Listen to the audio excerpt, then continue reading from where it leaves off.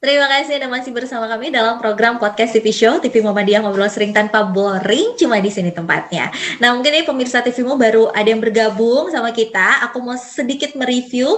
Kita lagi ngobrol apa sih hari ini? Jadi hari ini kita lagi ngobrol bersama seorang narasumber hebat saya, meskipun masih muda, masih 22 tahun, tapi sisi positifnya luar biasa banget dan beliau adalah, aku sampai manggil beliau, dan dia adalah co-founder dari Lingkar Positif. Lingkar Positif ini adalah salah satu komunitas yang mengkampanyekan kesehatan mental bagi terutama anak-anak muda biar nggak gampang stres, nggak gampang putus asa.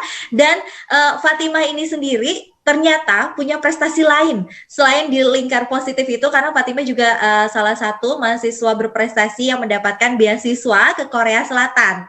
Aku boleh nggak sih Fatimah diceritain gimana ceritanya bisa sampai akhirnya kamu dapat beasiswa itu? Tahun berapa itu? 2019 kemarin, baru tahun lalu. Gimana ceritanya bisa sampai dapat beasiswa itu? Ini Masya Allah banget ya, qadarullah. Ini semua memang rencana Allah itu yang terbaik gitu ya. Jadi kalau misalnya boleh cerita dulu sebelum bisa dapat beasiswa ini, Fatimah itu dulunya dari mulai kelas 4 sampai lulus SMA, high school itu di United Arab Emirates. Jadi kalau misalnya teman-teman mungkin familiarnya sama Dubai ya Kak.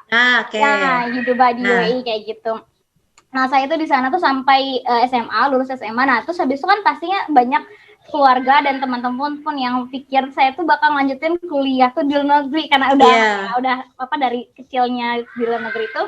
Tapi pas ketika saya sudah lulus gitu, orang tua saya pun bilang kayaknya insya Allah kita bakal tinggal di Indonesia kayak gitu. Pingin lebih tepatnya sih abi saya gitu ya, abi saya pinginnya tuh menikmati masa tuanya di negeri sendiri gitu ya, untuk mengkontribusikan kembali kayak gitulah ceritanya tuh. Terus habis itu ya udah alhamdulillah qadarullah balik ke Indonesia, dan saya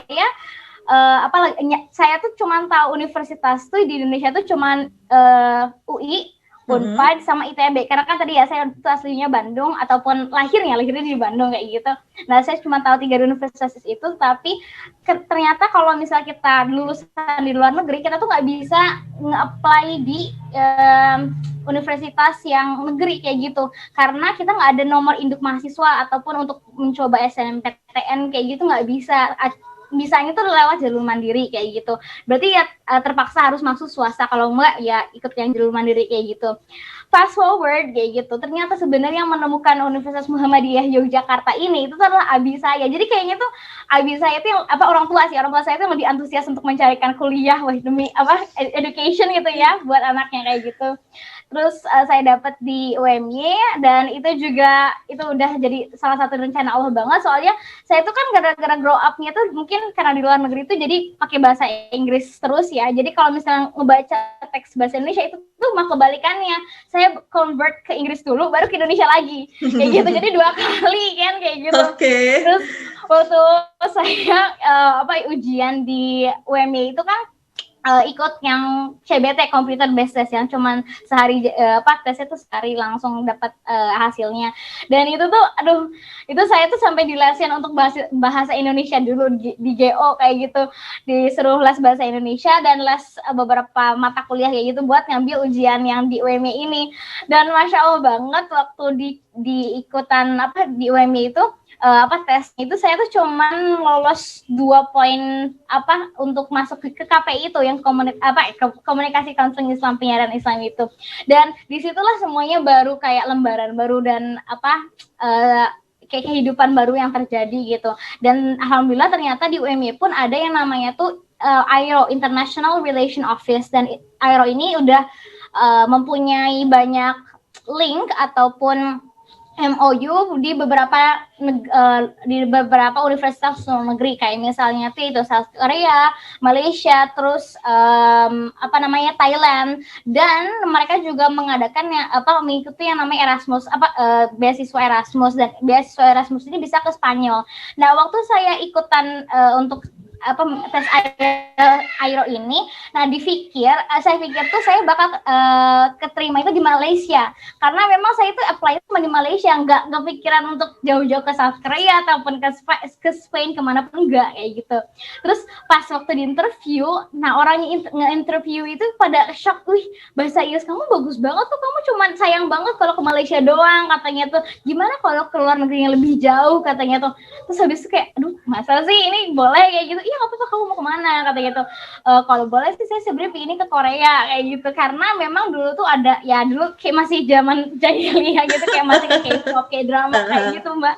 Dan memang punya mimpi juga ke Jepang ataupun ke Korea. Dan waktu udah interview bilang kayak gini-gini, terus habis itu motivationnya seperti ini, terus habis itu kata beliau ada 2 interviewing, kata itu oke, fine, kalau gitu nanti ikut selanjutnya tes TOEFL dan untuk menuliskan kayak motivation letter dan minta recommendation segala macamnya untuk mengikuti prosedurnya.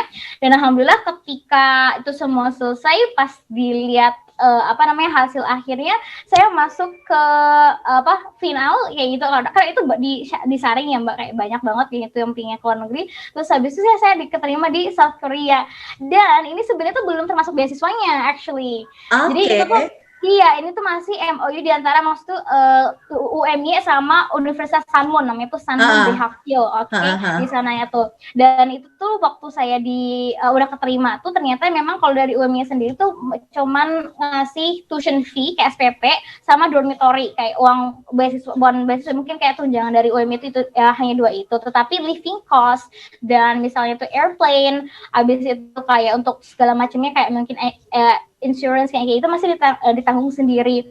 Nah itu juga alhamdulillah pertama kalinya saya tahu namanya itu beasiswa, namanya kayak KGSP, Korean Government Scholarship Program. Nah ini ternyata itu beasiswa yang lumayan gengsi banget ternyata, dan saya itu baru tahu ketika saya sudah mendapatkan beasiswa tersebut kayak gitu. Jadi waktu itu dari Universitas Sanwon sendiri menawarkan kayak gitu, mereka masih punya slot ini, coba ditawarkan gitu ke mahasiswa yang exchange ini, anak-anak yang exchange ini, apakah mereka misalnya tuh kayak layak untuk mendapatkan beasiswa tersebut. Jadi teman-teman tuh pikir tuh saya tuh ngikutnya tuh yang umum, KGSP umum, tapi saya tuh mengikuti yang KGSP exchange program kayak gini. Jadi waktu ditawarkan itu diminta suruh nulis study motivation letter dan tuh studi plan, dan itu yang recommendation letter, dan alhamdulillah pada saya lolos kayak gitu. Dan itu lumayan juga sih, per bulannya tuh dikasih sekitar 400 ribuan. Jadi 1.000 kan sama ya ribuan. Jadi 1 ribuan itu sekitar kalau tahun lalu tuh hampir 12.000 rupiah. Jadi lumayan. Masya Allah. Wah ya. Terus gimana respon orang tua waktu pertama kali? Abi kamu deh pertama gitu, apalagi Abi kan udah nyiapin kamu kuliah di Jogja itu, terus tiba-tiba kamu dapat beasiswa ke Korea. Gimana respon Abi waktu itu?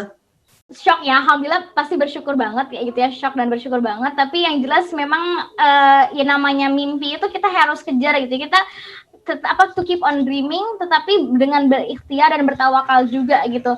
Nah ini salah satu doa orang tua juga yang jelas, karena doa-doa orang tua itu kan pasti mustajab banget kayak gitu. Jadi memang waktu itu Abi dan kedua orang tua saya itu memang sangat proud dan ya senang banget itu, karena sebenarnya saya itu kan ber-7 bersaudara Mbak. Jadi saya tuh mempunyai 6 adik kayak gitu. Jadi ya mungkin ya sebagai kakak yang pertama untuk memberikan contoh kepada dede saya juga kayak gitu, memberikan motivasi, ini loh teteh bisa kayak gitu.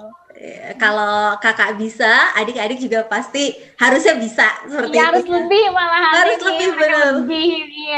Aduh, kamu lingkar positif dari keluarga juga udah luar biasa ya, dikelilingi orang-orang yang positif, seneng banget sih rasanya. Nah, Fatima, ini kan kamu dapat beasiswa exchange itu sendiri. Berapa lama sih kamu berarti di Koreanya itu? Ya, karena kalau exchange itu kan 1 semester Kak, jadi sekitar 4-5 bulan kayak gitu. Jadi waktu itu aku masuknya spring exchange, jadi waktu itu lagi cherry blossoms, pink. Aduh. Iya. Itu aku seneng banget kalau pas lagi, karena waktu itu juga aku pernah ke sana dan juga pas lagi cherry blossom indah ya. Masya Allah. Sesuai dengan drama Korea yang terjadi gitu. Iya, terus apa lagi pas kita jalan terus pada falling down gitu. Udah kayak langsung pakai background musik. Nah, nanti di segmen berikutnya aku mau juga kita ngobrol-ngobrol gitu seputar kamu setelah pulang dari Korea gitu. Pasti kan kamu punya ada lagi tuh dampak positif yang kamu dapat di sana dan kultur masyarakat di sana, teman-teman kamu di sana dengan di sini juga pasti kan berbeda. Nah, kita bakalan tanya-tanya lebih jelas lagi gimana sih kamu gitu di sana gimana, di sini gimana setelah pulang kamu dari Korea gimana. Untuk itu jangan kemana-mana, tetap di podcast TV Show TV Muhammadiyah Ngobrol Sering Tanpa Boring, cuma di sini tempatnya.